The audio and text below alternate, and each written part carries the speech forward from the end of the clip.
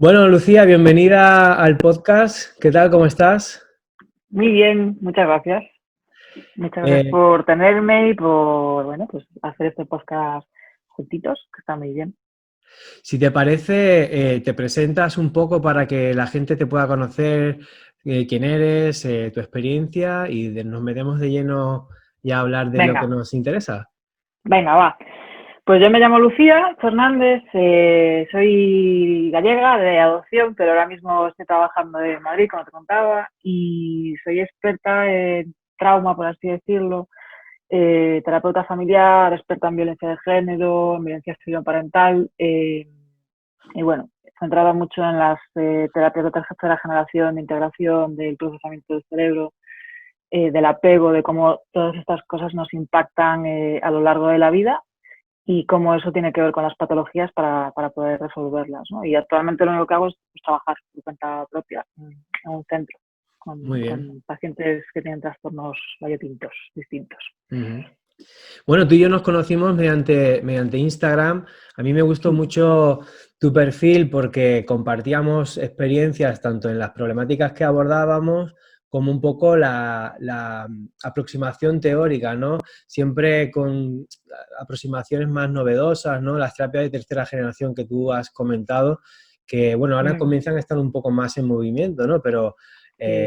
yo cuando empecé a conocerlas, hace más o menos 10 años, eran como rarísimas, ¿no? Pocos profesionales trabajaban con esto y lo más imperante era cognitivo-conductual.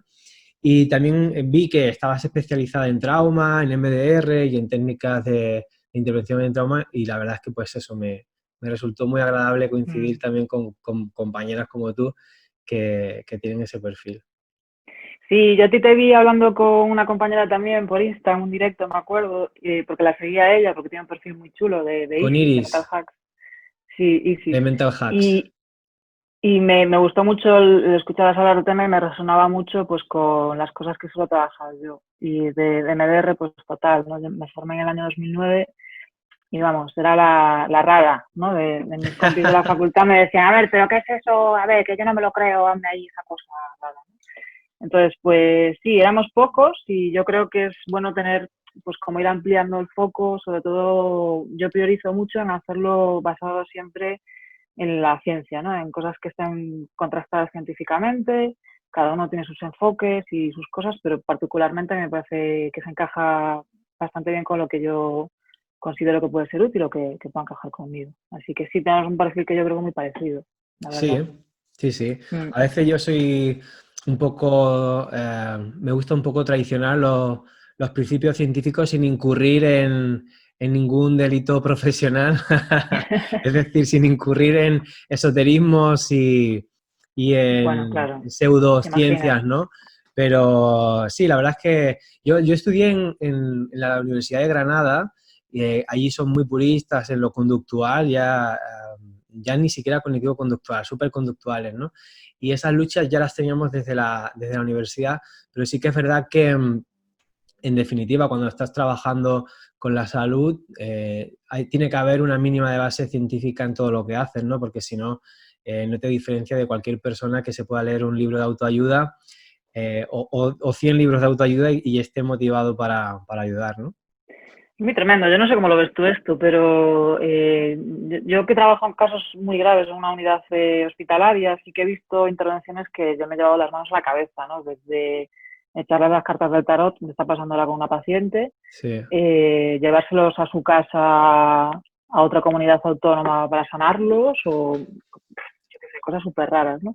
Y yo creo que hay que tener rigor, ¿no? Sí. Para intentar, sobre todo por respeto al paciente, ¿no? Y sobran como contenidos y formas de actuar, pero si quieres que eso realmente sea terapéutico, tienes que ceñirte a lo mismo que cura el cáncer o no Sí. sé, cualquier tipo de patología, ¿no? Hay que seguir el mismo método.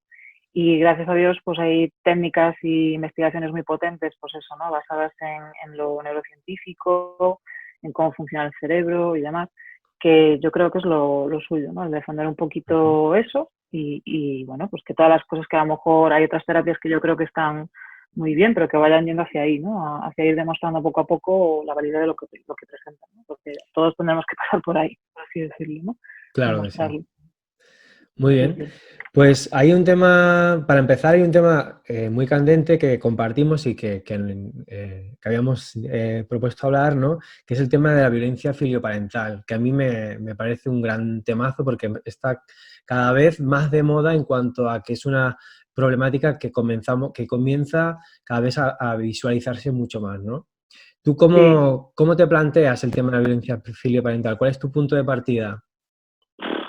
Pues es como un melón, ¿no? Muy grande esto que me preguntas, pero ¿cómo me lo planteo? Pues me lo planteo, tengo una visión interna muy desarrollada desde el punto de vista del apego, ¿no? Como sistema de protección entre primates, monitos, evolucionados que somos nosotros, Ajá. y como una problemática social basada en muchos estresores que a veces generan este tipo de cosas, ¿no?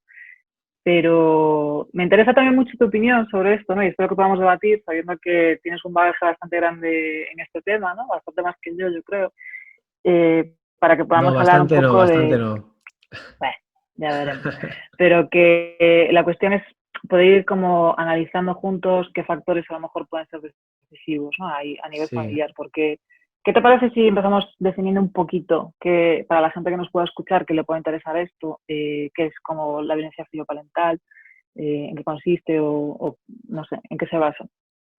De acuerdo. Bueno, una definición muy coloquial, ¿no? La violencia filioparental es la que se produce de hijos o hijas hacia padres o madres, ¿no? Total. Sí, yo creo que cuando hablamos de violencia parental, está bien poder aclarar qué es esto, ¿no? Que es expresiones de violencia de muchas formas distintas que suelen ocurrir de menores hacia sus cuidadores, ¿no? Esto incluye también a pues, niños o adolescentes que puedan estar que puedan ser adoptados o han tenido que ser acogidos por abuelos, cuidadores externos, tíos o otras figuras Exacto, y muy bien. que ese tipo de figuras de protección y de guardia custodia, potestad, todo esto, puedan estar sufriendo algún tipo de agresión de muchas formas distintas, no solamente físicas, ¿no? Mm. Por parte de estos menores, ¿no? Qué bien, qué elaborada la definición, ¿eh? Mucho más elaborada que la que he dado yo, pero muy complementarias, ¿no? Porque de esta forma se puede entender que no solamente es padre-madres, Mm. hijos-hijas, ¿no? Sino que abarca más personas. Y tienes razón porque parece como que esto ahora se empieza a hablar más, ¿no? Desde hace como que 15 años para aquí o Sí, 20, ¿no? Me viene mucho a la cabeza ahora misma Javier Urra, ¿no? El sí, libro del pequeño dictador y el que sí, era el antiguo defensor de menor, creo que fue, sí. ¿no? Javier Urra. Y creo que, El primero, creo que fue el primero, ¿no? El primero que hubo. ahí ya me pierdo, no lo sé, pero sí que Sí, algo creo así que era. Urra ha hecho que se visibilice mucho estos problemas a nivel familiar. Y creo que he hecho un gran trabajo pues pudiendo identificar un poco figuras para que los padres puedan pedir ayuda. A veces incluso, tú seguro que estás más acostumbrado a esto, que tengan que pedir medidas cautelares, pues incluso policiales, ¿no? Para poder solucionar estas cosas, ¿no?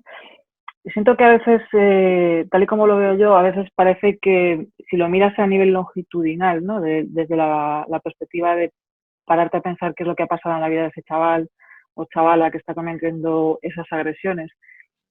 Es como intentar, cuando yo, por ejemplo, atiendo a un adolescente o un menor que me están pidiendo ayuda, ¿no? Con un tema así, no quedarte solamente cristalizándote en el momento actual, sino empezar a ver qué ocurrió a lo largo de toda la vida de esta persona, ¿no? Porque yo no sé cómo lo ves tú, pero sí que veo muchos abandonos tempranos, conductas inadecuadas que a lo mejor ven los niños o situaciones de negligencia extrema en la que en lo funcional ha habido pues eso, ¿no? Medios económicos, incluso, esto no entiende de estratos sociales, ni de categorías sociales, ni de ricos ni de pobres, ni de géneros, sino que en la cuestión de la violencia filoparental, yo creo que la cuestión del sentirse vistos, del recibir unas pautas mínimas de cuidados, de no ser agresivos con los hijos, a muy pequeñas cotas también en los inicios de la vida, creo que es como una especie de una pelota de nieve que por distintas cuestiones a veces, pero muy marcadas a veces por eso, ¿no? La negligencia, el abandono temprano o emocional puede influir como factor para que de repente estalle una ira o un estado cada vez más progresivo, de no límites, de ir avanzando y generar una dominación absoluta de terror en el hogar, ¿no? Por ejemplo. Sí, estoy súper de acuerdo contigo. Yo hice las prácticas en la Fiscalía de Menores de Granada, porque estudié la carrera allí y todavía estaba allí Emilio Calatayud, era el único Lo juzgado que conozco. existía en aquel momento. Ahora te daré mi opinión, pero porque tengo una cosa para mí muy polémica, ¿no? Respecto a Emilio Calatayud, pero yo puedo decir que lo conocí porque hice las prácticas allí. Bueno, él ni siquiera se acordará de mí, por supuesto, ¿no? Pero hice la práctica varios meses allí en el juzgado, en el equipo técnico de la Fiscalía de Menores de Granada, y fue la primera problemática que yo vi en la Fiscalía de Menores, que colapsaba la Fiscalía. Porque cuando se trataban de delitos comunes, y por comunes me refiero los habituales que están las instancias judiciales acostumbrados a ver, robos con violencia, daños, lesiones, acoso, etcétera. Bueno, esto más o menos estaba controlado, pero yo recuerdo ver al fiscal, a uno de los fiscales que había en la Fiscalía de Menores de Granada, entrar en el equipo técnico con la chica, una chica adolescente, y la madre entrar al despacho y decir, bueno, disculpad que irrumpa de esta manera, pero mira, este es el problema que hay con estas personas, a ver qué hacemos. Te estoy hablando del año 2004.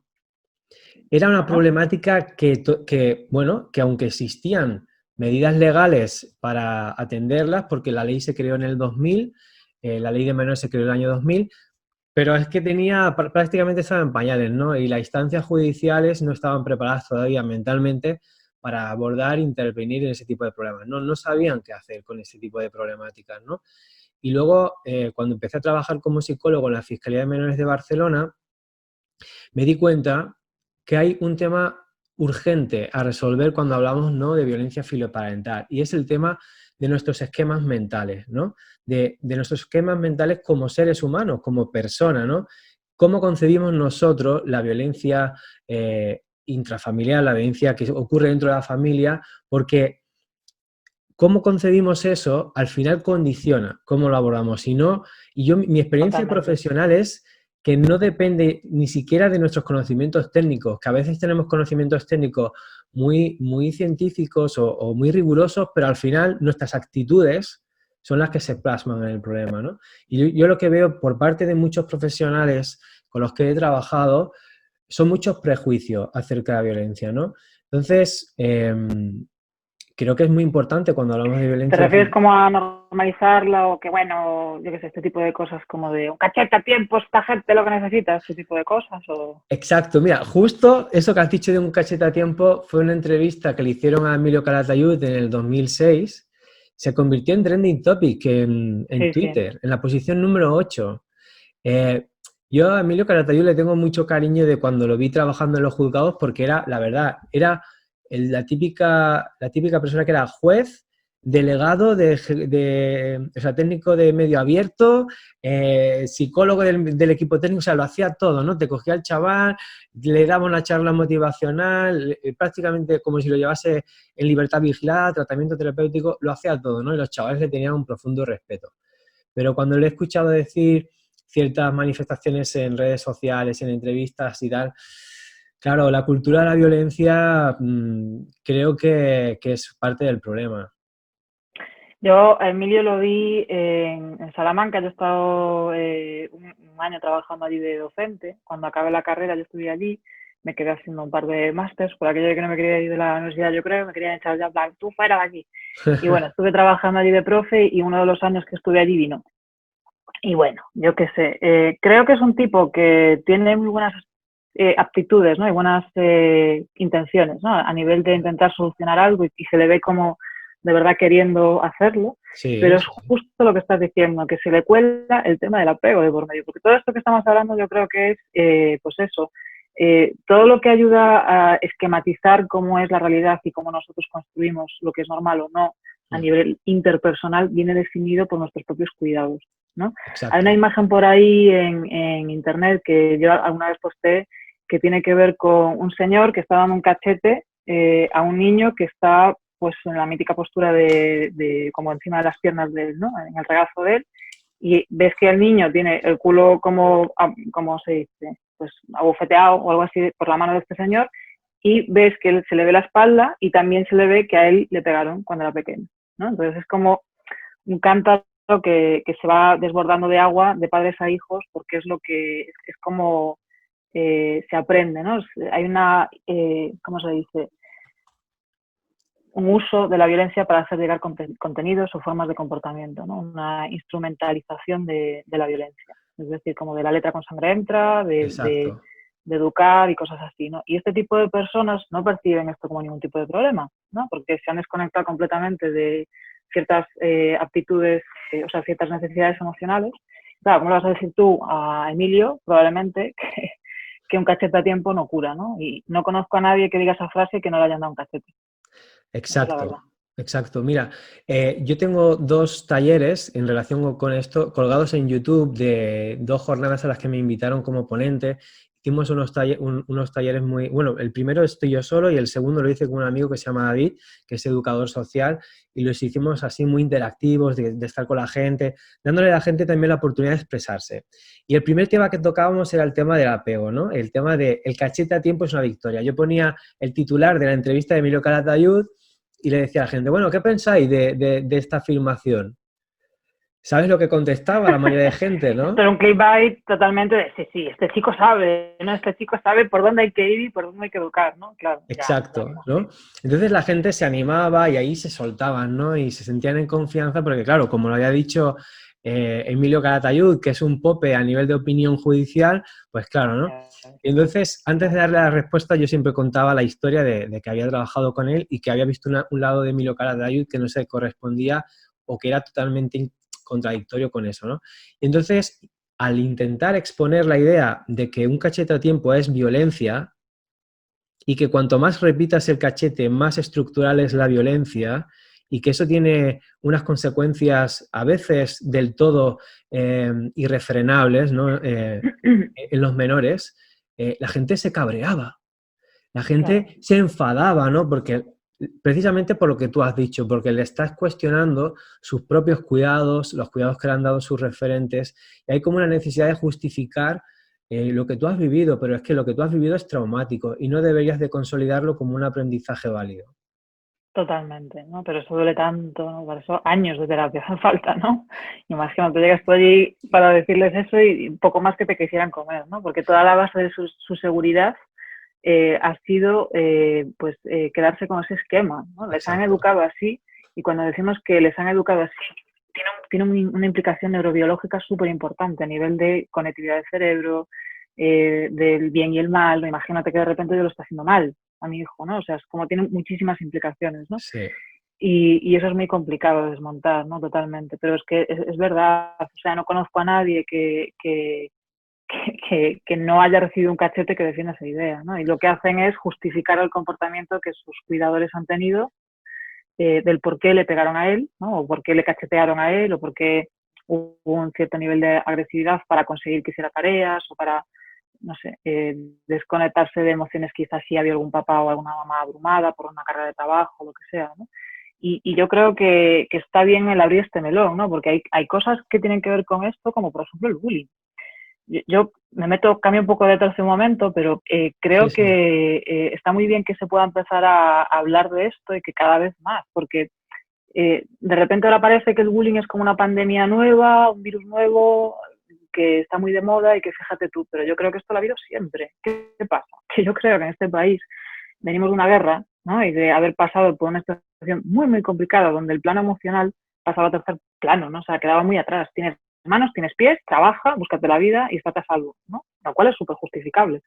Pero a medida que vamos removiendo capas y vamos evolucionando hacia un estado más de bienestar, se empieza a nombrar y se empieza a ver como fenómeno violento. Y yo creo que una de las bases que también tiene que ver con el bullying es cómo esos niños bullies interiorizan para qué vale la violencia, ¿no? Si tú me enseñas a mí a comerme el plato de lentejas a través de un bofetón o de una torta o de una actitud violenta, yo también lo puedo hacer en el colegio para que alguien me haga algo Sí. o puedo activar mi sistema de rango, ¿no? Dentro de los sistemas operativos internos de mi neurobiología y decir, bueno, pues está bien someter a la gente, ¿no? Para Exacto. evitar que me sometan a mí o son formas, ¿no? No sé cómo lo ves tú esto del bullying.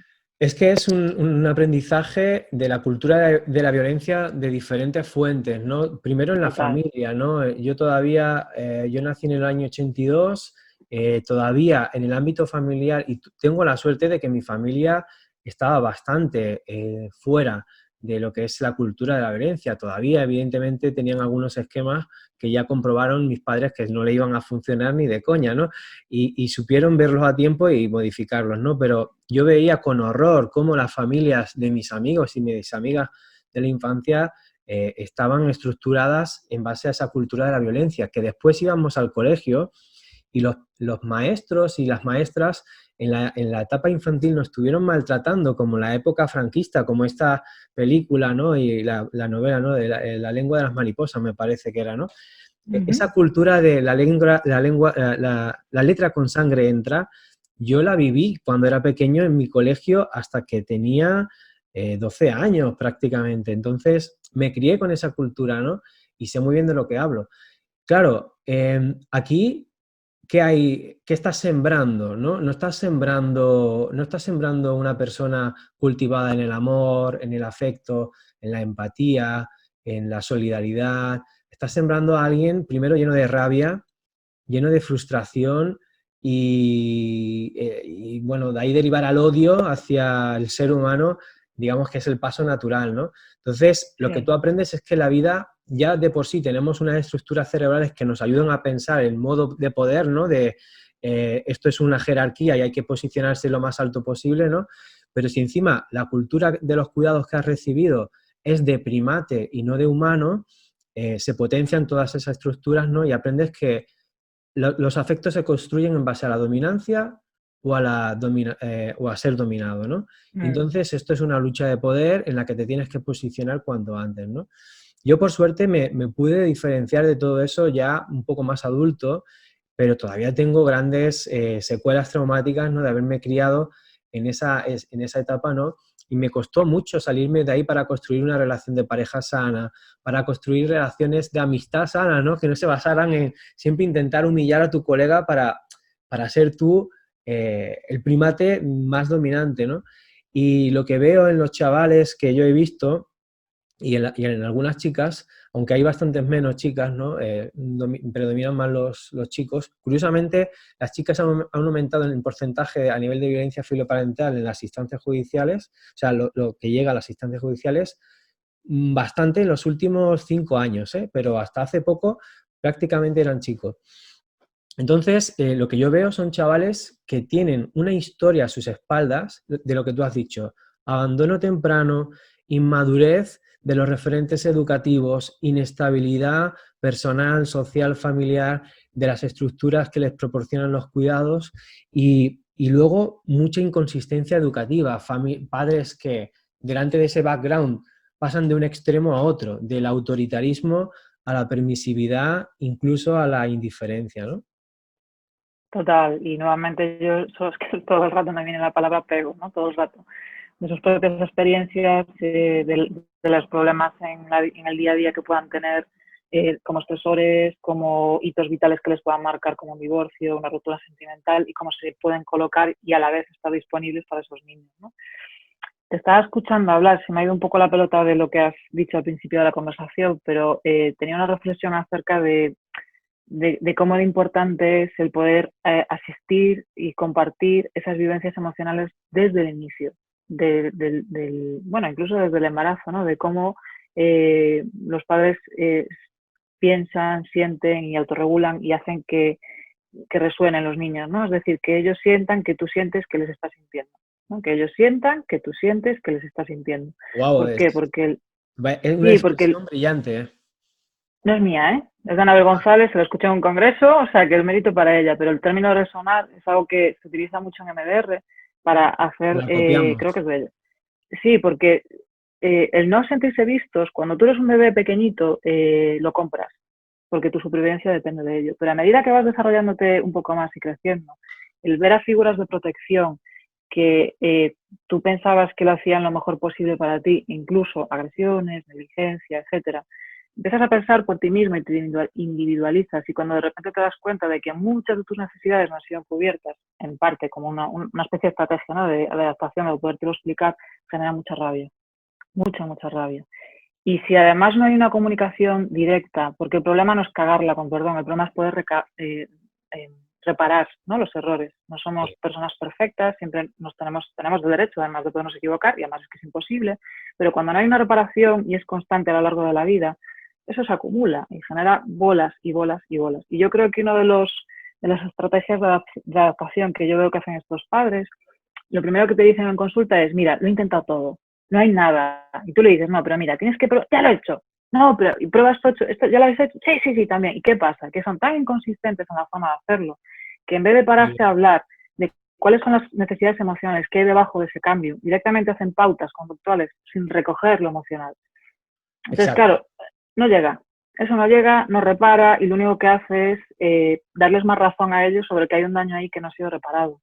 Claro. Y que, vamos a ver, yo creo que no se puede juzgar a la gente por haber tenido una vida difícil como padres, haber sido padres de forma temprana o haber tenido muchos problemas de violencia a su vez, ¿no? Pero en algún punto hay que romper eso y trabajarlo. Y creo que ir a un psicólogo, a un terapeuta familiar, con una perspectiva de trauma, creo que es importante para que esa violencia no vaya más.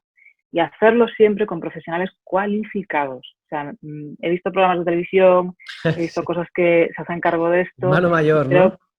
bueno, yo no quiero nombrar a nadie como tal, pero sí que creo que es importante hacerlo bajo un contexto muy cuidadoso. Primero de todo, por respeto a esa persona. Si tú realmente quieres ayudar a un chaval, trátalo con respeto y derívalo o llévalo a un profesional que esté cualificado como para poder trabajarlo. Primero por respeto, por karma, ya, como diciendo, bueno, mira, tú lo has pasado fatal, tus padres lo han pasado fatal, vamos a solucionar esto entre todos, ¿sabes? Pero yo qué sé, no sé cómo lo ves. Sí, yo que soy un poco más imprudente y un poco más irresponsable que tú, te diré que cuando vi Hermano Mayor me escandalicé. La gente venía a la Fiscalía de Menores, los padres venían a la Fiscalía de Menores buscando un hermano mayor, buscando la misma respuesta idéntica que estaban viendo en televisión, pensando que era ese el modelo. Y creo que algunos profesionales del programa intentaban hacerlo bien, ¿no? Que eran los profesionales más, bueno, los psicólogos, concretamente había una psicóloga, creo Sí, que, había una terapeuta familiar que hacía unas dinámicas muy chulas, muy creo que potentes. esas partes estaban bien cuidadas, pero la parte principal, que era de Pedro, que creo que con toda la buena intención, pues intentaba hacer algo que funcionase, pero el problema es que cuando no has tenido una formación rigurosa, puedes equivocarte. Y claro, yo veía mucha reproducción de pautas violentas para intentar cambiar a un chaval. Claro, al final, si eres más alto, tienes más músculo y tienes más mala leche, al chaval le ganas y lo redimes, pero lo estás redimiendo desde la violencia, reproduciendo el mismo patrón, dominancia, dominado, ¿no? Yo la única Totalmente. cosa que he visto funcionar es reconectarte desde el amor, desde la esencia, del afecto, desde el cuidado genuino y de lo que tú has dicho que es muy importante, de reparar la historia de maltrato que ese chico, esa chica ha tenido. Si no haces eso como base previa, ya te puedes utilizar la tecnología más moderna y más avanzada a nivel cognitivo, conductual, lo que quieras, que no va a funcionar. Es que además es lo justo, ¿no? Es que por encima de objetivos, es que es lo que es de sentido común. Quiero decir, si tú has tenido una herida y tú te has pasado con alguien, sea familiar o no, lo suyo es que puedas activar tu empatía y digas, ostras, no me di cuenta, perdona. Eso te hace humano, te hace normal y hace que puedas llegar a reparar, si es que puede ser, si no, pues esa persona se tendrá que ir. Pero damos por hecho que los vínculos que son más fuertes, ¿no?, entre padres e hijos siempre se puede dar. ¿Sabes? A menos que haya una psicopatía muy bestia, sean padres, ¿cómo se dice? Bueno, que es perversos, ¿no? Que sean Sí, malos, violadores, yo qué sé, psicópatas, cosas así, siempre se puede reparar, ¿no? Entonces, sí. por justicia cósmica, ¿no? Por decir, jolín, no es que yo piense que te tengo que reparar y entonces ya está. No, es que tienes que poder sentirlo. Y el problema de esto es que es totalmente lo que dices. Yo lo que no puedo entender es cómo a través de actitudes violentas, porque hay pautas en ese programa que yo vi, en algunos, a lo mejor me equivoco, que ahora me corrija si no, pero que son pasivo-agresivas o directamente son agresivas. Y si Sí, lo que estás correcto. intentando hacer es erradicar y calmar estructuras cerebrales, lo mismo, volver a ayudar a conectar el cerebro desde una parte que no tenga que ver tanto desde posiciones tan subcorticales, sino que puedas activar la empatía y el sistema mamífero, es imposible que lo hagas haciendo una rendición total, porque eso lo que va a provocar es que estalle, como hemos visto en algunos casos, desgraciadamente, después de intervenciones así, Sí, correcto, ¿sabes? Yo correcto. entiendo que tenga una buena actitud, porque perdona, ya acabo, pero No, no, sobre no. este señor que puede ser que lo quiera reparar, pero no lo puedes hacer de una forma vivencial, ¿sabes? Porque si no, ¿qué tendríamos? Terapeutas que han tenido trastornos alimentarios que solo tratan trastornos alimentarios. Hombre, no, yo no tengo que tener todas las patologías que tienen mis pacientes para poder sanarlos, ¿no?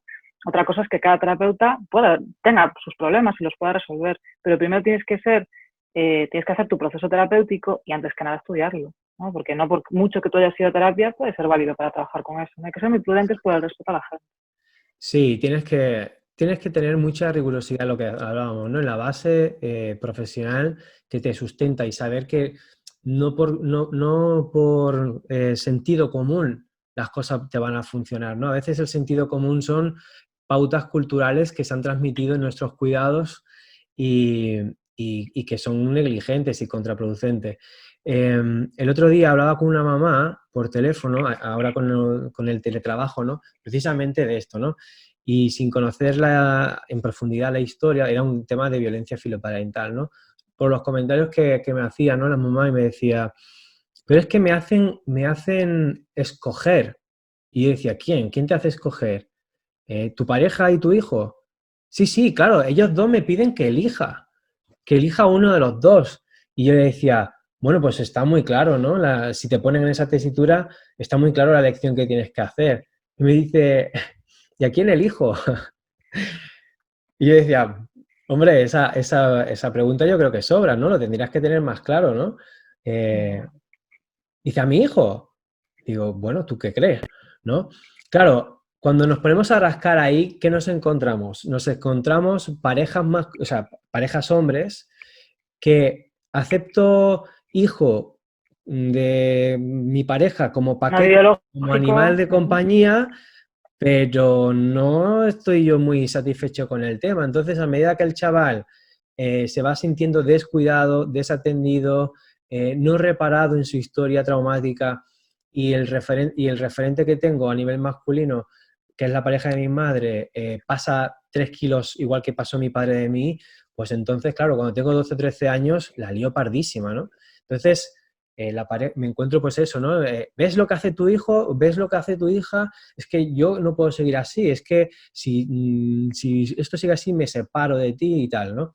Y entonces me encuentro una mujer con una historia de desbordamiento emocional, afectivo, traumático, no resuelto, que no tiene pautas para poder escoger y tomar decisiones, ¿no? Porque cuando a esa mujer se le dan pautas y se le da una guía de reflexión, entonces ya puede saber que lo que está haciendo su hijo tiene todo el derecho del mundo, porque es una persona que ha sido maltratada por su padre, maltratada a través de la negligencia por su madre desde la inconsciencia y maltratada por la pareja de su madre. Y que tiene 13, 14, 15, 16 años y a violento no le va a ganar nadie, ¿no?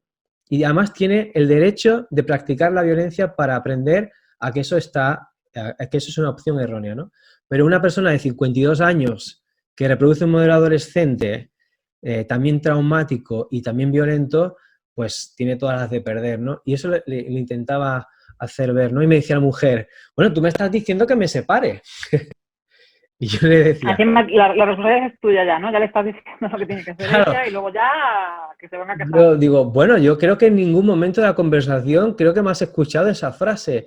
Yo he dicho que tu hijo tiene toda la razón del mundo cuando se queja y cuando te pide escoger, que le escojas a él. Digo, claro que tiene toda la razón del mundo, pero yo no te he dicho que te separes, ¿no?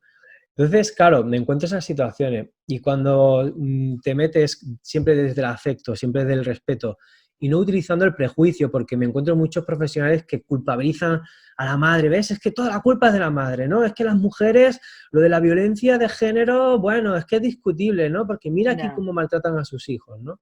Entonces me encuentro mucho prejuicio también.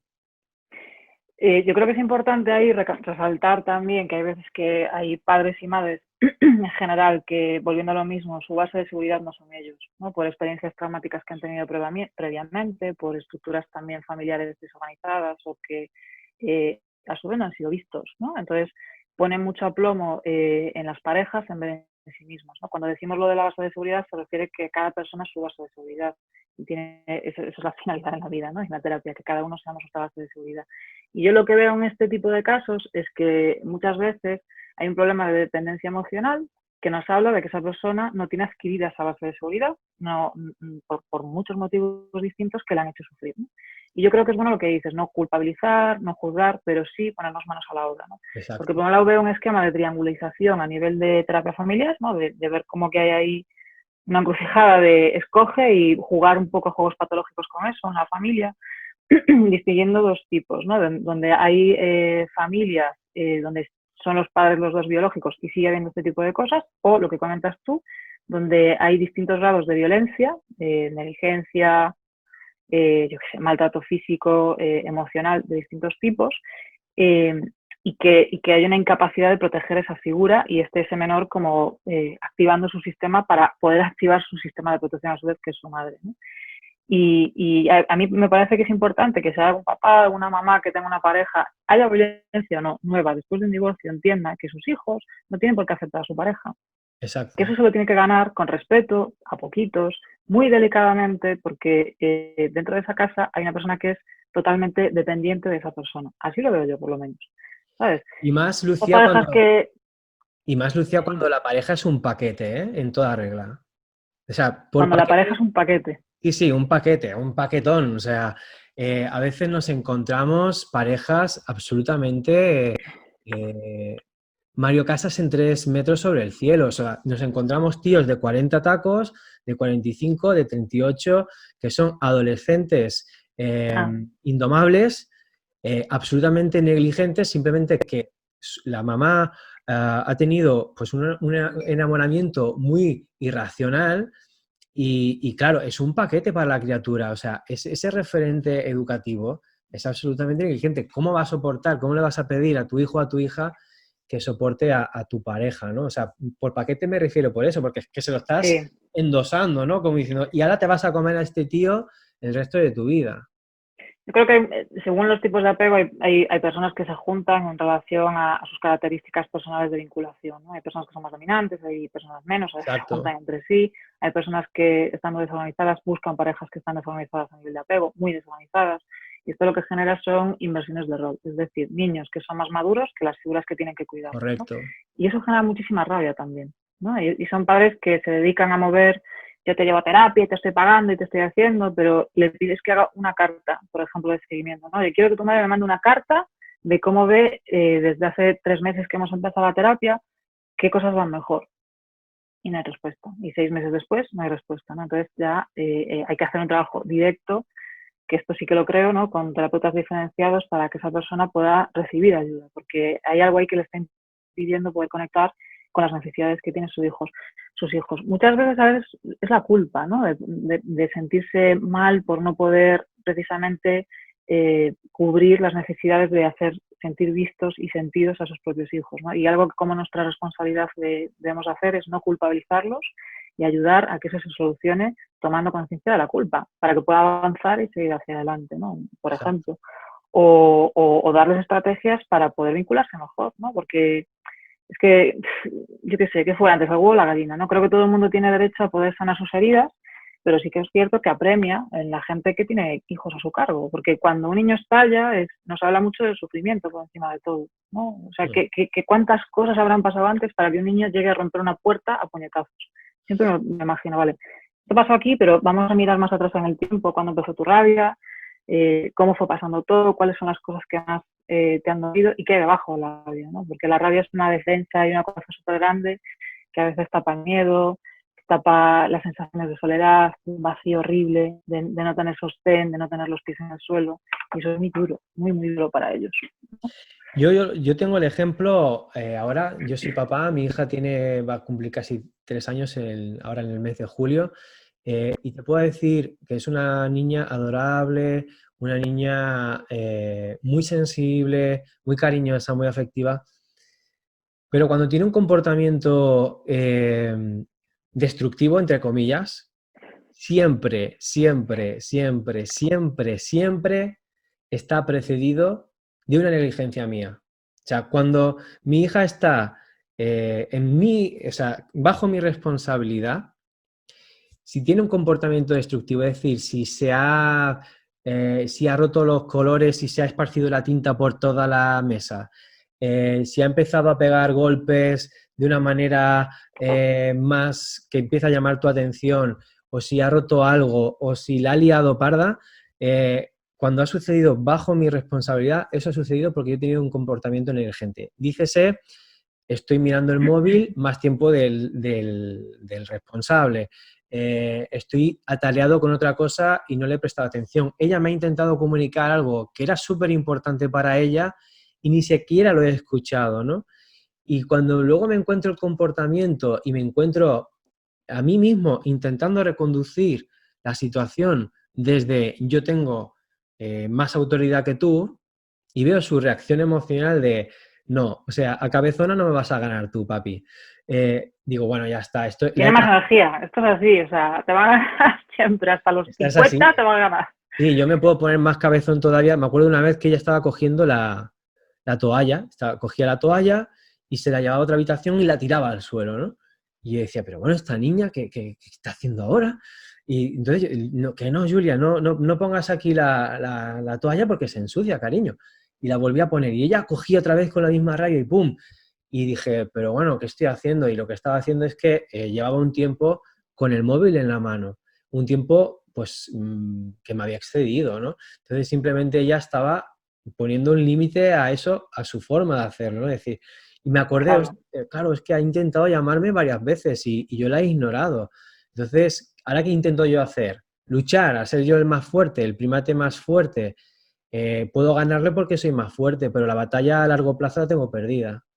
Totalmente, sí. Ella, pobre, activa su sistema para activarte a ti, ¿no? Hace Exacto, cosas, ¿no? exacto. Como la still face, ¿no? Como la experiencia de la still face, donde los niños empiezan, ante una cara inexpresiva, empiezan a activar las manos y hacen todos los pasos que tienen que ver con las defensas de supervivencia, bajando escalas, ¿no? En plan, llanto, de apego, lucha, huida, todo, ¿no? Liar la parda para que tú puedas dejar de hacer eso y poder atender esa necesidad emocional que ella estaba teniendo. Qué bien que lo hayas visto y que lo puedas seguir corrigiendo y, claro, bueno, estar ahí para ella. Y tienes que rectificar y tienes que decirle, pues, mira, lo siento, cariño, mira, ya voy a dejar el móvil aquí, ya no lo voy a coger en un buen rato, ¿qué necesitas, no? Y cuando haces eso, reseteas, ¿no? Y no se quedan rencores, ¿no? Entonces, ella es una niña adorable cada mañana que se levanta precisamente por eso, ¿no? Y también me he dado cuenta mucho, como padre, como referente, cuando ella tiene una emoción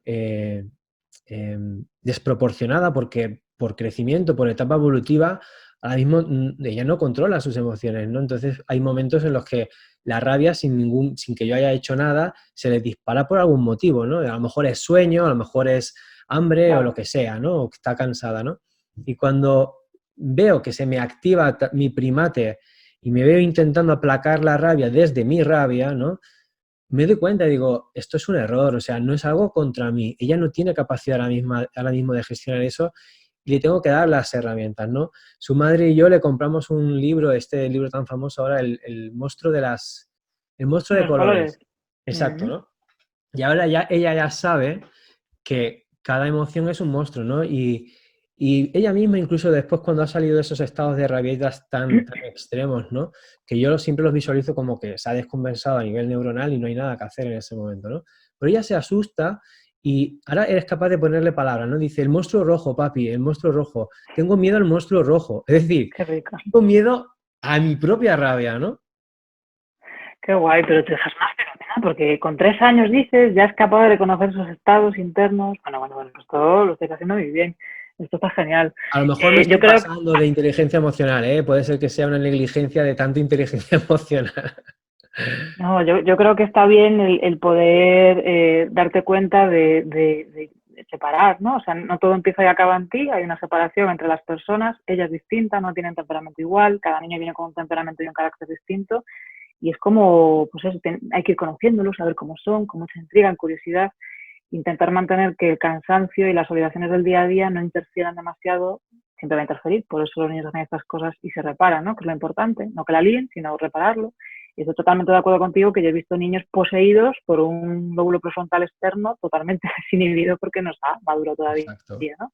Están ahí pasados de azúcar, que parece que están de after, o ahí como diabólicos. Pero yo siempre digo a los padres, imaginaos siempre que dentro de esas gavietas pequeñitas que tienen un angelito deseando que le deis un abrazo, que les podéis hacer pues calmar el cuerpo, porque ellos no saben, o sea, no tienen la culpa, ¿no? La responsabilidad de aprender a calmarse hay que enseñársela y yo creo que lo estás haciendo bien, ¿no? Y ir viendo las pistas, ¿no? Cada niño tiene un comportamiento distinto y hay que ir como ajustándose cada vez más, no saliéndose del centro de uno mismo cuando se enfadan o cuando hacen este tipo de actitudes, ¿no? Es como, vale, a ver, que estás pasada de azúcar o de lo que te pase, pero yo te voy a calmar aquí ahora mismo, vamos a jugar, vamos a distraernos, vamos a bajar la energía saltando, lo que te dé la gana, pero poco a poco yo te voy a llevar a donde quiero porque llevo más tiempo en la tierra que tú, es mi responsabilidad y sé que te puedo ayudar. Entonces, y además, yo creo que las profecías autocumplidas siempre ayudan, ¿no? Es decir, saber que tú vas a ser capaz de poder calmarlo y tenerlo aquí grabado, como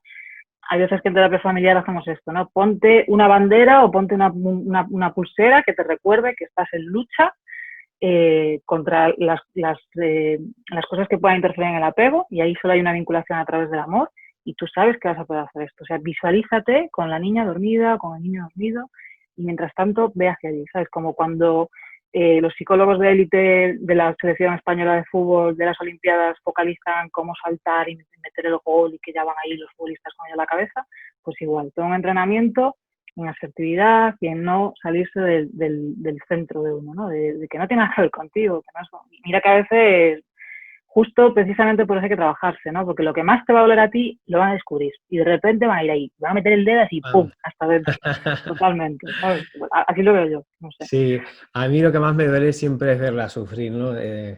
Y ella a veces sabe cómo hacerlo, ¿no? Demostrármelo. Pero a veces, mira, he aprendido también que sin querer muchas veces rechazamos esa parte que tienen ellos y ellas, ¿no? Las de las emociones más desagradables, que pueden resultar más desagradables, que no es que sean negativas quizás, sino que nos resultan desagradables, ¿no? Y me he dado cuenta, por ejemplo, una reacción mía muy típica al principio era mostrar rechazo cuando ella se ponía con esos comportamientos o con esas emociones. Y ahora que tiene palabras, a mí me lo hizo ver el otro día, intentando dormirle, me decía, papi, el monstruo rojo es malo. Y claro, Pobre, claro. me quedé derrotado, ¿no? Porque dije, yo tengo parte de responsabilidad en que ella considere que el monstruo rojo es malo, ¿no? Y entonces ahí dije, cambio de chip. A partir de ahora jamás voy a rechazarla porque ella me insulte, porque ella me dice mucho, me dice malo y feo. Ay, feo. Sí, sí, Claro. son como diciendo, con esto ya te voy a destrozar, ¿no? Y me dice malo y feo, ¿no? Y cuando está muy rabiosa me dice eso, vete, malo y feo, ¿no? Y claro, mi primera reacción de inmadurez total y de novato total era rechazarlo. Eso no me lo puedes decir, ¿no? Porque me estás haciendo daño. Luego, cuando me di cuenta de que eso era negligente, empecé a decirle o a intentar transmitirle que el monstruo rojo no es malo, que el monstruo rojo es el monstruo rojo y que el monstruo rojo es el monstruo favorito de papi. Si hay, luego está el, ¿no? El de la paz, que es el verde y tal. Con eso, con ese simple cambio de estrategia, ella al día siguiente se dedicó a decirme feo y malo sin rabia, sino para probar si yo la acepto, aunque me diga todo eso, ¿no? Y a día de hoy se ha tranquilizado con ese tema, ¿no? Ya prácticamente ni tiene problemas con el monstruo rojo, que se quedó como un tiempo ahí con el monstruo rojo, está en paz, ¿no? Y sabe, o al menos creo que sabe que no la voy a rechazar porque tenga un comportamiento desagradable en un momento dado. Y yo creo que eso es muy importante entenderlo con respecto a la violencia filoparental, ¿no? Hay veces que, o sea, con el libro de Ana Llenas del monstruo de colores, yo trabajaba mucho hace años, ¿no? Cuando trabajaba en la clínica de Lugo, y yo creo que es bueno dar la premisa de que todos los monstruos son metáforas para explicar las emociones en función de la edad. Pues obviamente con 3 años emoción es una palabra que no tiene sentido, pero que todos son bienvenidos, ¿no? Como todos Exacto. caben dentro de ti, todos tienen que ir apareciendo según lo que necesitas porque te ayudan. Cuando uno está enfadado es bueno que se pueda enfadar, cuando uno está triste es bueno que pueda ir mostrar la tristeza, e irlo poco a poco moldeando, ¿no? A veces estas sensaciones, es que además, como saben, ¿no? Porque vienen ahí con unos microchips, unos nanochips en la sangre, detectores de qué es lo que te molesta, lo que te da rabia, las miradas de desaprobación. todo ese tipo de cosas que lo captan, pero aunque no quieras, si tú lo sientes, ella lo va a saber. Esto es así, ¿no? Sí, Hablando de todos los niños. Entonces, a veces las propias emociones que a los papás les dan rechazo son emociones que a su vez sus padres han rechazado o no les han gustado o porque dan más la lata, cansan más, etcétera, ¿no? Entonces, es genial que te hayas dado cuenta, o bueno, en general los padres que se puedan dar cuenta de que es necesario que se puedan enfadar, porque ¿cuál es el trasfondo a largo plazo que puede tener eso? Bueno, pues pollos mil en casa, pero aparte de eso, que cuando se tenga que enfadar sobre alguien que esté cometiendo algo contra ella, no pueda, ¿sabes? Porque no me debo de enfadar, ¿no? Es como un mensaje claro. que pueda quedar ahí. Entonces es súper bueno el darse cuenta y repararlo también como lo has hecho para que pueda ir familiarizándose con todo eso, centrándose y ir como experimentando, porque yo lo veo como que a mí me encantan los bebés y los niños porque los ves que les flipa todo, ¿no? Es como que van descubriendo las cosas y es como cuando de repente un bebé conoce un sabor y pone una cara así como que parece que está ahí, ¿no? Pues eso, con un limón, Dios, las caras que ponen, ¿no? Entonces está bien dejarles experimentar todos esos estados, incluso los que nos pueden dar la lata más a nosotros, pero que nos dan más la lata a nosotros dependiendo de la historia de cada uno, porque a lo mejor un padre lo que no puedo tolerar es el miedo, ¿no? Y cómo calmo yo a un niño que tiene miedo. Igual la rabia sí que la sabe canalizar mejor porque tiene más habilidades a su vez que ha podido heredar, pero el miedo a lo mejor no sabe cómo hacer. Y se pone nervioso y trata de que, ¿sabes? O directamente sus sensores para analizar el miedo no están y de repente viene una señora que está en la plaza y diga, oiga, que su hija tiene miedo, o es que se ha caído y se ha hecho culpa y le duele y tiene miedo. Y el padre a lo mejor que ni siquiera pueda conectar con eso, o la madre le diga, uy, esto nada, esto nada, un poco de agua, de que te quejas, o sabes, este tipo de Sí, cosas, y lo mismo, ¿no? Y luego tenemos el problema de gente que no sabe cómo manejar el miedo, ¿no? O la violencia, o sea, la violencia, o la tristeza o la rabia. Y esto llevado al tema de las niñas y niños que puedan tener explosiones de ira o que puedan agredir a sus padres, pues es lo mismo, ¿no? Todas las emociones tienen que poder ser aprendidas, gestionadas, compartidas a través de vínculos seguros donde yo sé que tú te puedes enfadar. Pues estás muy enfadada, pues sí, pues ahora me llamas fea y me llamas mala, pero yo sé que esto es bueno para ti, sé que estás ahora muy enfadada, no pasa nada, ya verás, vamos a hacer cosas juntos y te voy a enseñar o vamos a hacer cosas para que se te pueda ir pasando poco a poco la raya, ya verás, cómo luego podemos hablar de esto y luego después compartir sí. qué es lo que ha ocurrido y modelarlo, ¿no? En función de la edad, ¿no? Bueno, un bebé de año y medio, pues poco más puede haber que le calme directamente más a lo somático y a la Claro. comunicación no verbal, ¿no? Pero ajustado a cada edad, yo creo, ¿no? Es muy interesante todo esto. A mí los niños me parecen una locura, es lo mejor. Es una pasada, sí. Yo la verdad es que estoy disfrutando muchísimo de esta etapa porque estoy aprendiendo mucho, ¿no? Cuando ya me dedicaba al mundo de la educación como psicólogo, disfrutaba, pero ahora que soy padre, pues disfruto mucho más porque lo vivo con más cercanía, ¿no?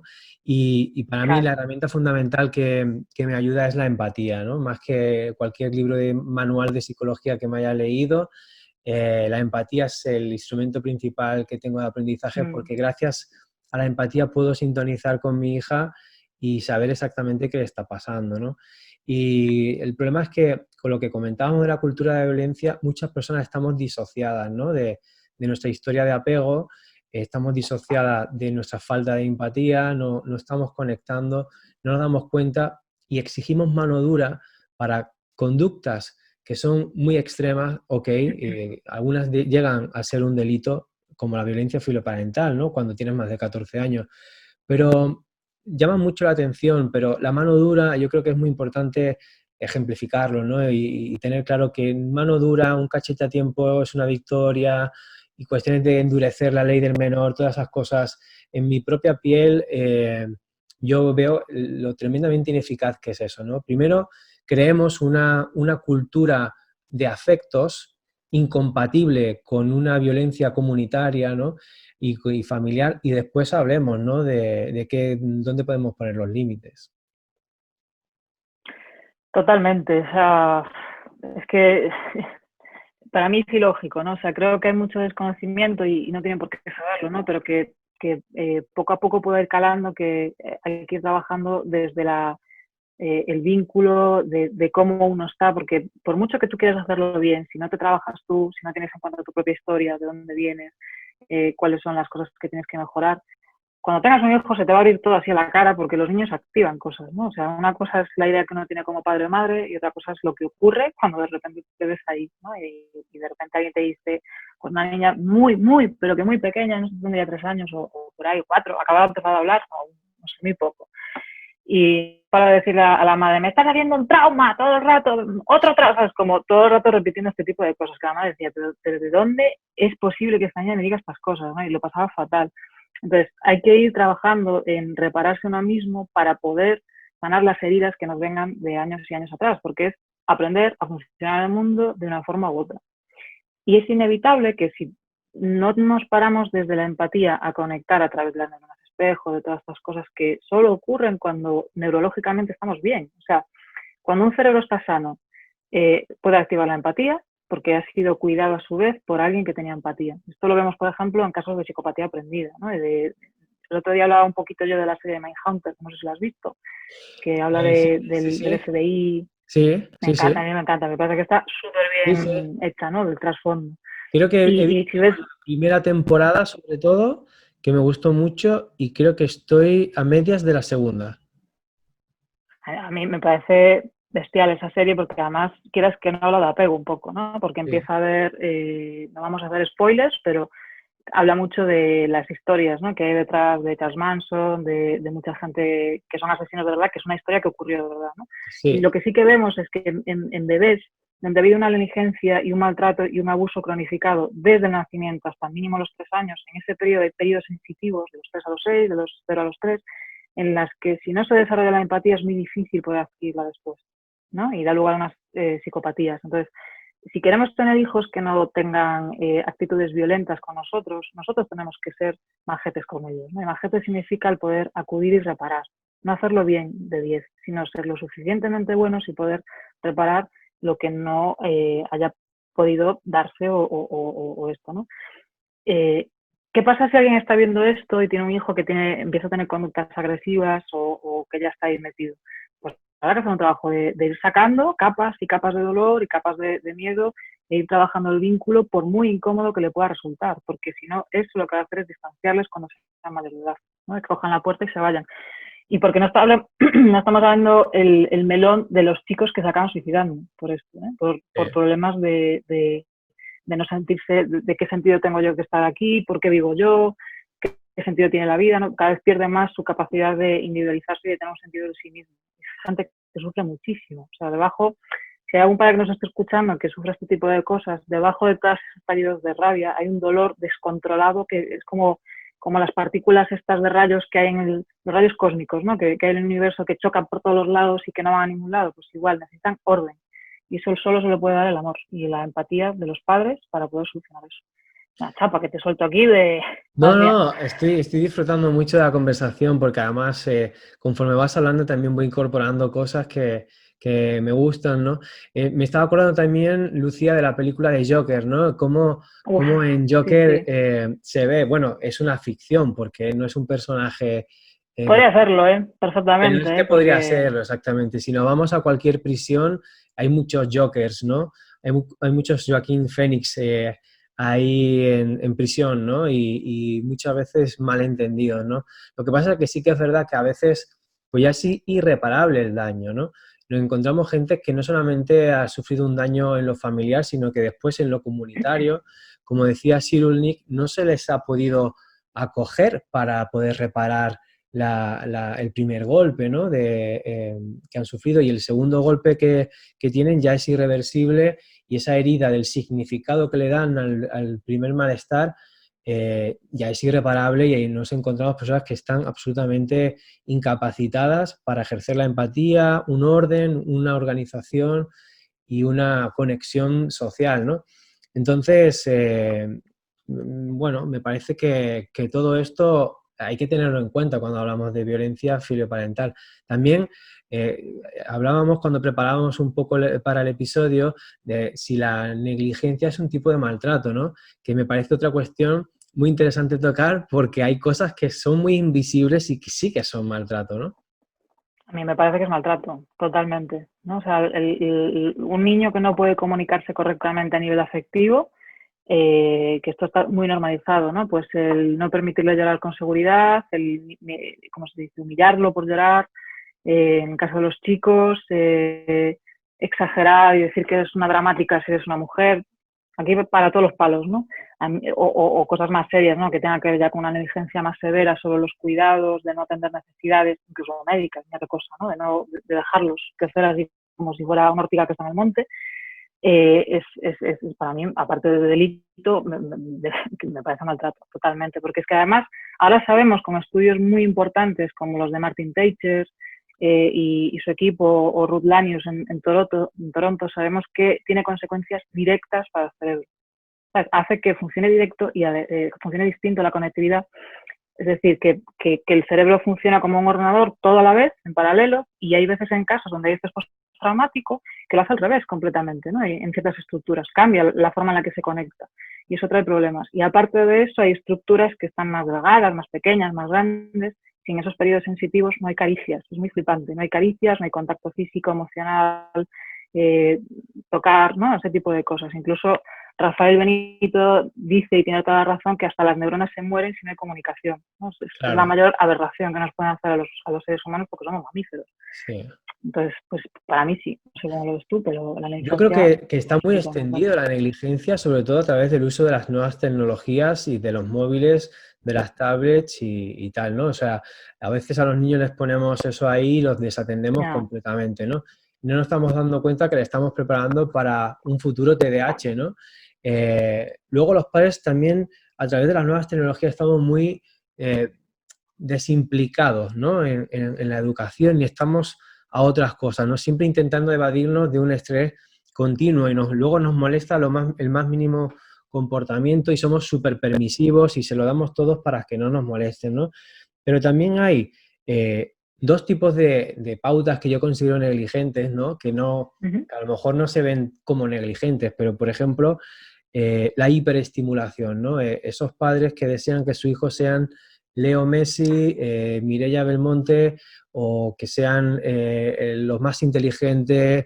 Escuchaba el otro día a unos amigos que decían que había un papá que decía que ya le estaba enseñando las constelaciones a su hija, que tiene 2 años y medio.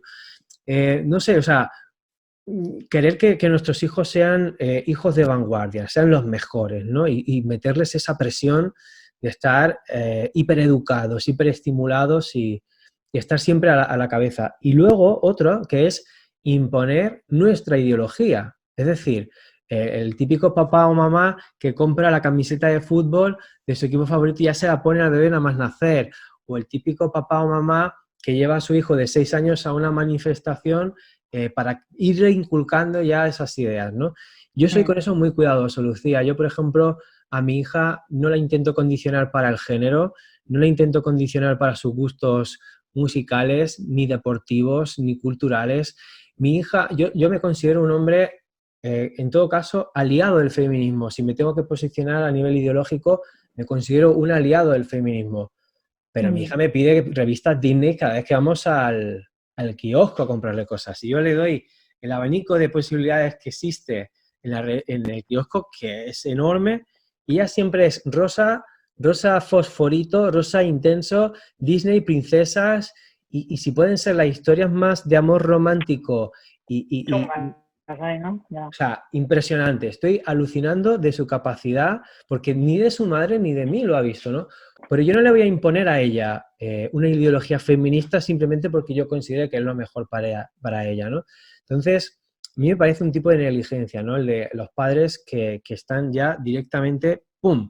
Este es mi paquete de ideas y te lo tengo que meter por pendrive ahí en tu cerebro. Total, yo creo que esto es un problema que hace que los niños después se sientan invisibles, ¿no? Los padres tienen que entender que los niños no tienen por qué ser como ellos y casi nunca lo son, de hecho, por lo que estábamos diciendo antes, ¿no? Que tienen como un carácter y un temperamento distintos y los tienes que dejar ser. Yo lo que estabas diciendo de las camisetas y demás lo veo mucho, ¿sabes cuándo? Cuando hay problemas familiares, que sabes que hace ese hijo que lleva la camiseta que el papá le compró cuando tenía 1 año, se cambia de equipo y en vez de ser de Madrid es del Barça, a muerte. Porque hay un problema de apego ahí. Las Claro, familias que están unidas y dejan ser con un estilo democrático, lo que acaba haciendo es que disfruten del vínculo y acaban diciendo, oye, qué divertido esto que hago con mi padre, como me gusta. claro, Ahora, como se lo impongas, se lo puedes imponer y lo puede comprar como con los ojos cerrados por miedo, pero como se llegue a individualizar, lo que va a hacer es odiar todo lo que tú haces. Esta es la experiencia que yo tengo de sí, lo que veo, ¿sabes? Lo veo en cosas tan dispares, ¿sabes? En hombres y mujeres, pero el tema del fútbol es claro, tu padre de qué es, del Betis y tú del Sevilla. Oye, matemático, ¿sabes? Esto es una cosa, pero matemática. Y luego sobre lo que has dicho, sobre el tema de los niños como hiperactivados sobre clase, no sé qué, tal. ¿Sabes dónde yo veo muchos papás que tienen ese perfil de exigencia? Primero, veo que eso puede venir de un propio estilo de estar muy activados ellos mismos y tener un patrón laboral como muy potente que les impide conectar con sus propias emociones y lo ponen en el trabajo y se representan a sí mismos su identidad a través del trabajo, o que tengan pues heridas de apego que intenten compensar en plan, yo no soy bueno haciendo no sé qué y quiero que mi hijo sí pueda, ¿no? Pero exacto. tú no le has preguntado a tu hijo si realmente quiere ser futbolista o bailarina o lo que sea. ¿Y Mm. sabes lo que genera eso? Genera problemas que tienen que ver con los trastornos alimentarios. Y eso es lo que veo. Niñas estupendas, guapas, divinas, que han hecho épica, danza, tenis, fútbol, todo, lo han hecho todo, todo, sacan 10, pero ¿qué pasa? Que no tiene nada que ver con ellas.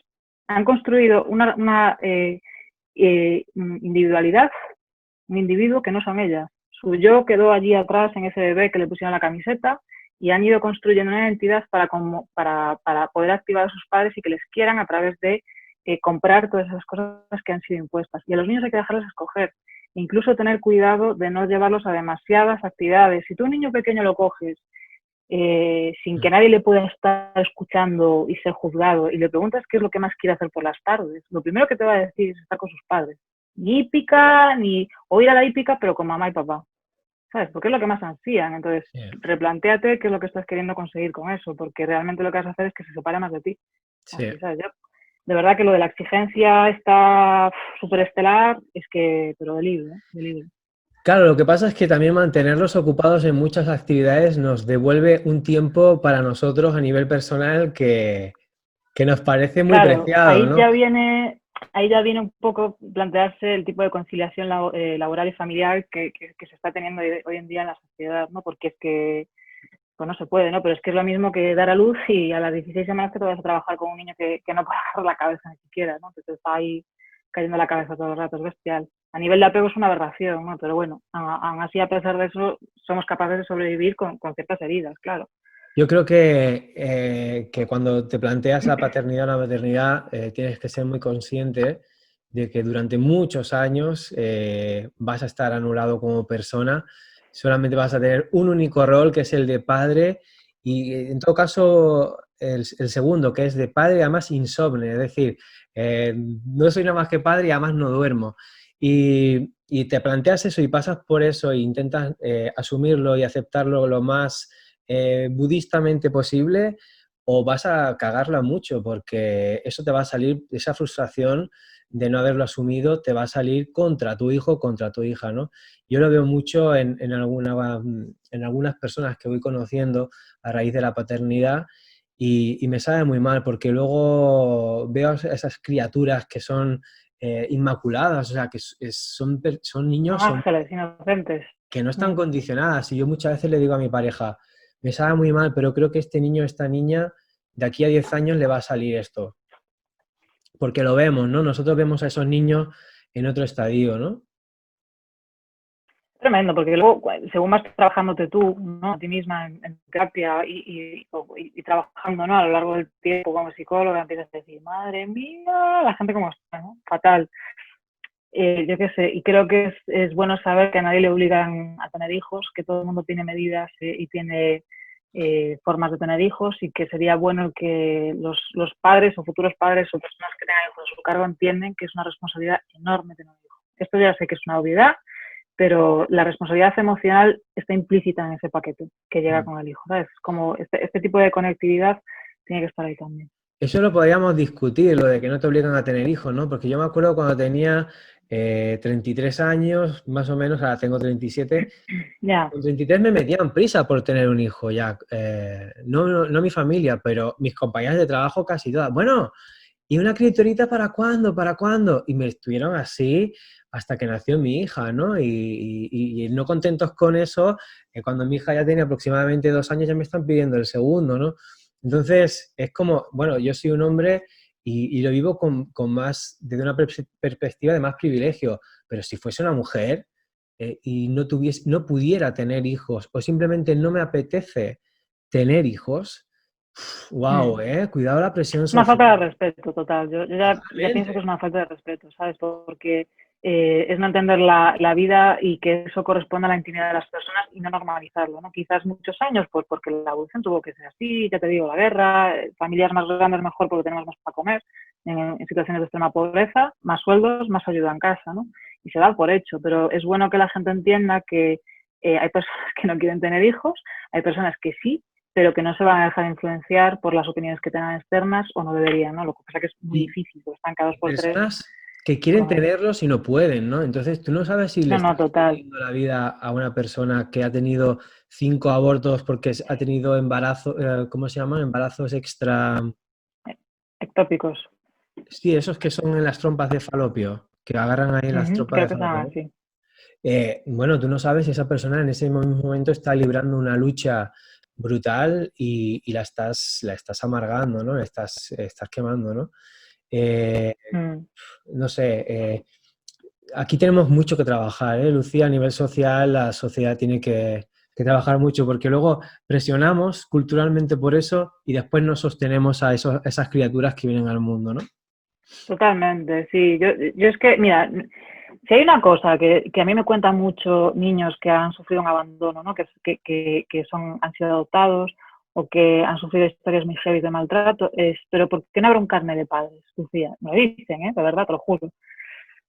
Y yo digo, pues ya, pues la verdad es que no puedes, ¿no? Pero realmente que la gente tiene que ser consciente de sí, que los hijos no solucionan las parejas. O sea, spoiler, va a ir peor siempre. No vas a dormir, da la lata, hay estrés, de verdad, se va a romper. Y que cuando uno quiere tener un hijo, debe de mirar desde qué posición la quiere tener, si es por presión social, si es por una necesidad propia o porque realmente está preparado como para tenerlo. Es una pregunta que yo creo que nadie se hace, ¿no? En realidad.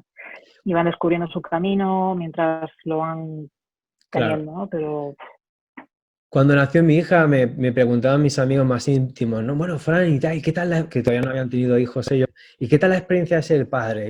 Y yo les conté, esto era aproximadamente 6 meses, ¿no? Después de nacer mi hija, dije, mira, he aprendido una cosa muy clara. A las parejas que le iba muy bien antes de tener un hijo, les va bien. A las parejas que le iba bien antes de tener el hijo, les va medio bien.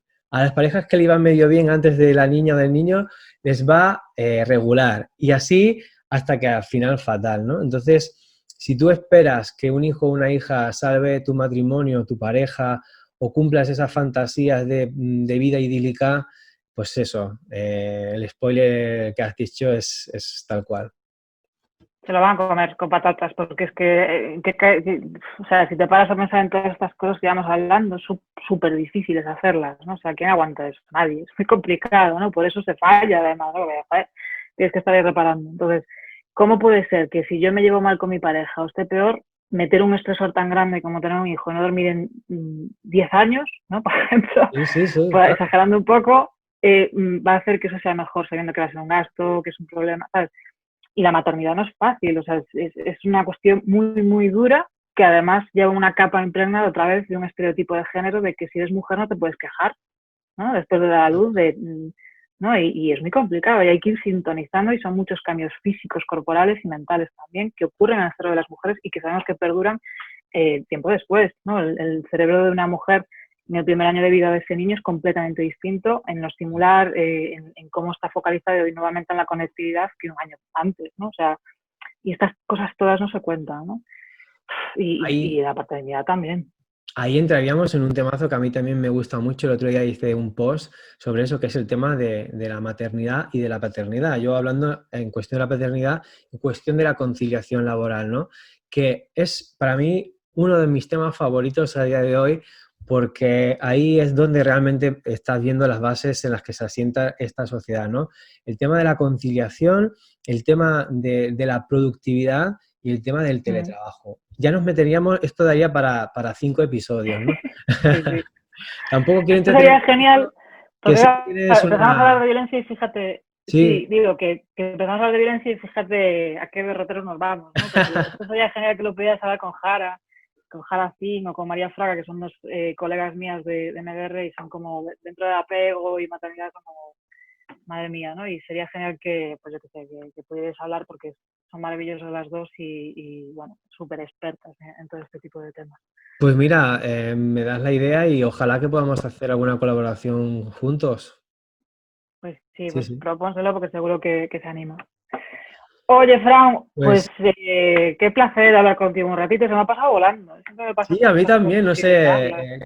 creo que ya ha pasado el límite que teníamos, ¿no? Porque tú tienes ahora que seguir Sí, trabajando, así sí, que tengo una paciente ahora y bueno, pues eso, tengo que descansar, recolocarme, hacer lo que necesite y luego exacto, empezar a preparar ahí con todo ello. muy Así bien, que nada, que espero que, no sé, que te haya gustado y que, no sé, a mí me ha parecido muy, muy interesante y muy me ha nutritivo el encantado. poder hablar con alguien que trabaja menos y, bueno, cerca del ámbito judicial, porque me parece que tienes un marrón, pero muy, muy gordo, muy, muy gordo, muy, muy gordo, mucha quemazón. Sí, Así pero bueno, que, estoy no sé, aprendiendo pues más. ya, eso, que seguimos en contacto y Sí, nada, que muchas gracias.